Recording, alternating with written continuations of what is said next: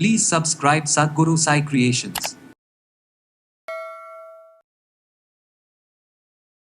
விநாயகரின் மிகப்பெரிய ஒரு சக்தி வரமாக கிடைக்கக்கூடிய ஒரு நாள் அற்புதமானது. நீர் இளநியாக வாங்கிக்கோங்க, இல்லைன்னா அவளுக்கு கூட எடுத்துக்கலாம். சீவிட்டு வெல்லத்தை மட்டும் உள்ளே போடுங்க, வேறு வேணும். அதுக்கு முன்னாடி உட்காந்துக்கோங்க. உங்களுடைய குழந்தைகள், நீங்கள், உங்கள் சொந்தக்காரவங்க யார் வேணாலும் பக்கத்தில் உட்காரலாம். கரைக்கிறதுக்குன்னே அந்த காலத்தில் விநாயகர் பிடிச்சி வச்சு கரைச்சாங்க. இப்போ சிலையாகவே கிடைக்கிது. அன்றைக்கி நீங்கள் சாமி கும்பிட்டு முடித்த உடனே அது தீர்த்தமாக பிரசாதமாக எல்லாத்துக்கும் ஊற்றி கொடுத்துருங்க. நம்மகிட்ட இருக்கக்கூடிய பவித்திரம் புனிதமாக்கப்படும் பொழுது உங்களுடைய ஆசைகள் நிறைவேற்றப்படும். மனிதன்தான் சிலையை வடிக்கிறான், ஆனால் அதனவனே கும்பிட்றானே, இது நியாயந்தானா அப்படின்னு கேட்கக்கூடிய ஒரே ஒரு கேள்வி தான். அகவிளக்கும் அகல் விளக்கும் சேர்ற அந்த டிரான்ஸ்மிட் இருக்கும்போது அங்கே தெய்வீக சிலையாக உருவெடுக்கிறது. அதேமாதிரி தான் நம்ம செய்யக்கூடிய சிலைகளும்.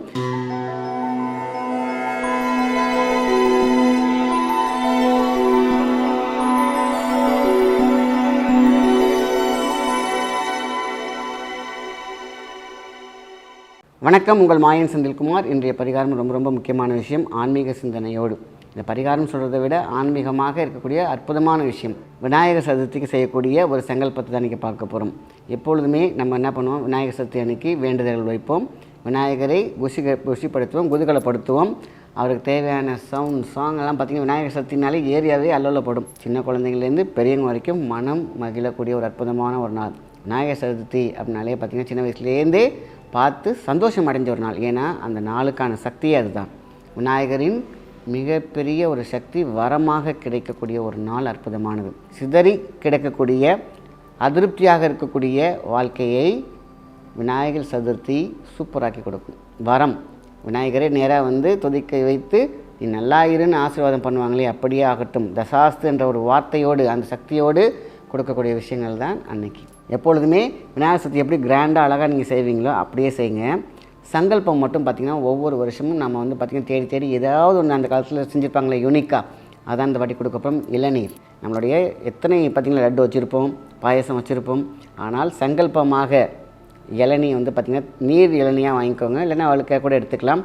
சீவிட்டு வெல்லத்தை மட்டும் உள்ளே போடுங்க, வேறு வேணும். வெல்லம் போட்டு அப்படி அழகாக விநாயகருக்கு முன்னாடி வச்சுருங்க. கீழே எழுதக்கூடிய வார்த்தை நீங்கள் பேப்பரில் எழுதலாம், இல்லை பச்சரிசியில் எழுதலாம். உங்களுக்கு என்ன நடக்கணும், எனக்கு இது நடக்கணும், எனக்கு கல்யாணம் நடக்கணும், நல்ல வேலை கிடைக்கணும், என்னென்னலாம் ஒரு ஆசை இருக்கும் இல்லையா. எனக்கு பணம் கிடைக்க வேண்டிய இடத்துல கிடைக்காம கிடைக்கணும், எனக்கு நல்ல ஒரு திருப்பு முனை இருக்க வேண்டும், நான் ஆசைப்பட்ட மாதிரி இருக்கணும், இதெல்லாம் கேட்குறீங்க பார்த்தீங்களா. அதெல்லாம் ஒரு பேப்பரில் எழுதி அந்த இளநீருக்கு கீழே வச்சுருங்க. அந்த பேப்பர் வச்சு அந்த இளநீர் வச்சுருங்க, அவ்வளோதான். அது பக்கத்தில் பூஜை ரூமில் தான் வைக்க போகிறீங்க. அதுக்கு முன்னாடி உட்காந்துக்கோங்க. உங்களுடைய குழந்தைகள், நீங்கள், உங்கள் சொந்தக்காரவங்க யார் வேணாலும் பக்கத்தில் உட்காரலாம். உட்காந்துட்டு ஓம் கங்கங் கணபதி காரிய சித்தி தா, வெற்றியை தா, அவ்வளோதான். சிம்பிளான ஒரு வார்த்தை, காரிய சித்தி தா, வெற்றியை தா. இந்த சங்கல்பம் அந்த நேரத்தில் இளநீருக்கு என்ன சம்பந்தம்? தேங்காய் என்பதே அண்டப்பொருள், மெய்கண்ட பொருள். அப்போ இளநீர் என்பது அங்கே தீர்த்த மாதிரியே பயன்படுது. அது வெல்லம் வைக்கும்பொழுது விநாயகருக்கு ரொம்ப பிடிக்கும். நீங்கள் எல்லாம் அவருக்கு பிடிச்சதை வைக்கிறீங்க. இந்த இளநீர் சங்கல்பம் ரொம்ப முக்கியமானது. ஸோ இந்த மந்திரத்தை சொல்லி ஒரு 108 தடவை சொன்னால் போதுமான விஷயந்தான், இல்லை 27 தடவை சொன்னாலும் ஓகே தான். உங்களுக்கு வசதிக்கு ஏற்றாற் போல் நீங்கள் இந்த சங்கல்பத்தை செஞ்சால் போதும். இது ஒன்று. ரெண்டாவது, எப்பொழுதுமே நீங்கள் ஒரு விநாயகர் சிலை வச்சுருப்பீங்க. அதே மாதிரி கரைக்கிறதுக்குன்னு அந்த காலத்தில் என்ன பண்ணுவாங்க, சாணத்தினால் விநாயகர் பிடிப்பாங்க. அதெல்லாம் மறந்துடுறாங்க எல்லோரும். ஏதாவது பொங்கல் டைமில் 2 விநாயகர் வைக்கிறாங்க, பிடிக்கிறாங்க. விநாயகர் சதுர்த்தி அன்னைக்கும் அதுதான் மாறி அதுக்கப்புறம் பார்த்திங்கன்னா இப்போ சிலையாக்கி கரைக்க ஆரம்பிச்சிட்டாங்க. அந்த காலத்தில் என்ன பண்ணாங்க, விநாயகர் சிலை பிடிப்பாங்க, சாணத்தினால் விநாயகர் சிலை வச்சு அருகம்புல் வச்சு அதுக்கு டெக்கரேட் பண்ணி அதை கொண்டு போய் கரைச்சிட்டு வருவாங்க. இன்றைக்கி அதுக்கு ஒரு சிலையாச்சு, அது அடுத்தடுத்து ட்ரெண்ட் ஆகிடுச்சு. நம்ம அதுக்குள்ளெல்லாம் வரல. அது ஒவ்வொருத்தவங்களுடைய பாரம்பரியமாக நடக்கிற விஷயம். எத்தனையும் நடக்கட்டும். நீங்கள் விநாயகர் வீட்டில் என்ன பிடிக்கிறீங்க, சாணத்தில் பிடிக்கிறீங்க. அதில் கண்டிப்பாக சேர்க்க வேண்டிய ஒரு விஷயம் பச்சை கற்பூரம், மறந்துடுறாங்க. சாணத்தை நீங்கள் விட்டும் பொழுதே நீங்கள் என்ன பண்ணீங்க, பச்சை கற்பூரம் சேர்த்து தான். என்ன பச்சை சாணியில் போய் பச்சை கருத்தில் சேர்க்குறதா? அங்கே அது சாணி கிடையாது, அது விநாயகராகவே கருதப்படுறதுனால நீங்கள் சேர்க்கலாம். ஏன் அருகம்புல்ல மேலே வைக்கிறீங்க, எல்லாருமே கும்பிட்றீங்க. அந்த காலத்தில் செய்யலையா? கோமாட்டுக்கு அவ்வளோ பெரிய ஒரு சக்தி உண்டு. அதனால் விநாயகரை பிடிக்கும் பொழுது பச்சை கற்பூரம் அவசியம் சேருங்கள். அந்த பச்சை கற்பூரம் தான் உங்களுடைய வார்த்தை அலைகள் உங்களுக்கு தேவையானதை அப்சர்வ் பண்ண போகிறாங்க. சரி, எந்த மாதிரி விநாயகர் சிலையை வைக்கலாம்? நிறைய பேர் கேட்குறாங்க. வீட்டில் சந்தனத்தில் வைக்கலாமா? தாராளமாக வைக்கலாம். அத்தியில் வைக்கலாம். அதேமாரி பார்த்திங்கனாக்கா தேக்கில் வைக்கலாம், சந்தனத்தில் வைக்கலாம், வெள்ளருக்கு விநாயகர் கூட வைக்கலாம். எல்லாமே மரத்தில் ஒவ்வொரு மரத்துக்கும் ஒரு எனர்ஜி உண்டு. அது எப்பொழுதுமே ஒன்று விநாயகர் சதுர்த்தி அன்றைக்கி இப்படி வாங்கி ஸ்டார்ட் பண்ணிங்கனாக்கா அப்படி தொட்டு அப்படியே நம்ம வீட்டிலே இருந்துடலாம்.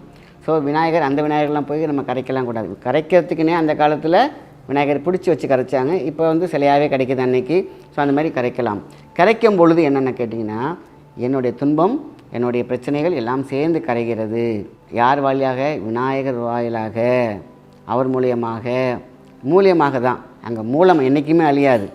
அங்கே கருவறை தான், அங்கே மூலவர் தான், எல்லாமே அவர் தான். அவர் வாயிலாக நான் கரைக்கிறேன், அவருடைய சங்கல்பத்தினால் நான் கரைக்கிறேன். அப்படி தான் அந்த உயிரோட்டமே போயிருக்கு அந்த காலத்தில்.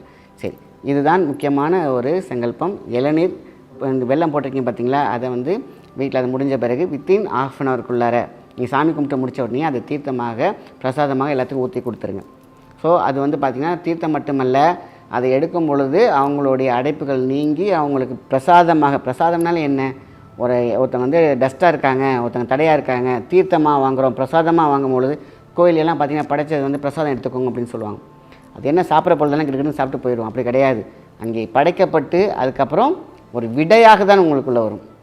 நீங்கள்கிட்ட 1000 கொஸ்டின் இருக்கும், அதுக்கு விடை தான் பிரசாதம்.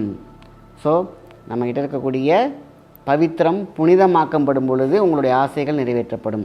அதான் விநாயகர் சதுர்த்தியில் உங்களுடைய அத்தனை கஷ்டங்களும் தீர்ந்துவிடும். விநாயகா, நான் உன்னை வணங்குகிறேன், உன்னை முன்னிறுத்தி வணங்குகிறேன், என்னுடைய குடும்ப பிரச்சனையெல்லாம் தீர வேண்டும்.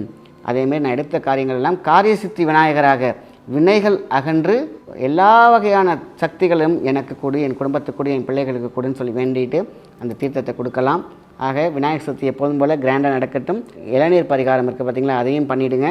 அதே மாதிரி வீட்டில் என்னதான் சிலை வாங்கி வச்சாலும் அந்த காலத்தில் முறைப்படி நம்ம மிஸ் பண்ணுற அந்த விநாயகர் புடி இருக்குது பார்த்திங்களா, நம்ம கையில் வச்சு நம்ம அது பிளேட் வச்சு அது ஆசாசியாக நம்ம செய்யக்கூடிய அந்த விநாயகர் பார்த்திங்களா, நம்மளுடைய சக்தியை அதில் கடத்துகிறோம். விநாயகா, அது விநாயகர் மாதிரி இல்லட்டினாலும் விநாயகரே அதில் உள்ள இறங்குவார்.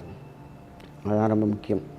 ஒரே ஒருத்தர் கேட்டார், மனிதன் தான் சிலையை வடிக்கிறான், ஆனால் அதனவனே கும்பிட்றானே, இது நியாயந்தானா அப்படின்னு கேட்கக்கூடிய ஒரே ஒரு கேள்வி தான். மனிதன் தான் வீடு செய்கிறாங்க, ஆனால் அது மனிதன் தான் உள்ளே போய் வாழ்கிறான், உயிராற்றல் தான் வாழுது. ஆக கடவுள் வாடும் வீடு தான் சிலைகள். அதில் உங்களுக்காக எதுவாக ஆகிறாயோ அதுவாக மாறுவாய் என்ற ஒரு கான்செப்டில் ஒவ்வொரு சிலையும் கடவுள் வாழும் வீடு. அதில் உங்களுக்காக தூணிலும் இருப்பேன் துரும்பிலும் இருப்பேன் சொன்ன மாதிரி எந்தெந்த சிலை எந்தெந்த கடவுளுக்கான வீடாக இருக்கும் பொழுது உயிர் கூடாக அதில் கடந்து என்ன விளக்கும், அதாவது அகவிளக்கும் அகல் விளக்கும் சேர்ற அந்த டிரான்ஸ்மிட் இருக்கும்போது அங்கே தெய்வீக சிலையாக உருவெடுக்கிறது. அதேமாதிரி தான் நம்ம செய்யக்கூடிய சிலைகளும், அதேமாதிரி வீட்டில் இருக்கக்கூடிய சிலைகளும் மனிதன் தான் செய்கிறான். ஆனால் அந்த வீட்டுக்குள்ளார உங்களுக்காக அந்த ஜீவன் பிள்ளை உட்காந்துரும். ஆக இந்த சிலையை பற்றி பேசும் பொழுது எந்த பிழையும் இருக்கக்கூடாதுங்கிறதுக்காக தான் இந்த அர்த்தம். சிலை மனிதன்தான் செய்கிறான், ஆனால் மனிதன்தான் உள்ளே வாழ்கிறான். அதே மாதிரி தான் கடவுள் தான் அந்த சிலைக்குள்ளே வாழுது. வீடு நம்ம தான் கட்டுறோம், சிமெண்ட் வச்சு கட்டுறோம், எல்லாமே கட்டுறோம், ஆனால் வாழும் மனித உயிர் உள்ள வாழுது இல்லையா.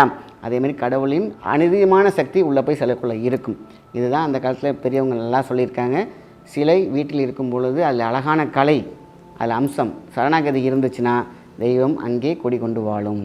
நல்ல விஷயத்தை பற்றி ஷேர் பண்ணுங்கள். நன்றி, வணக்கம்.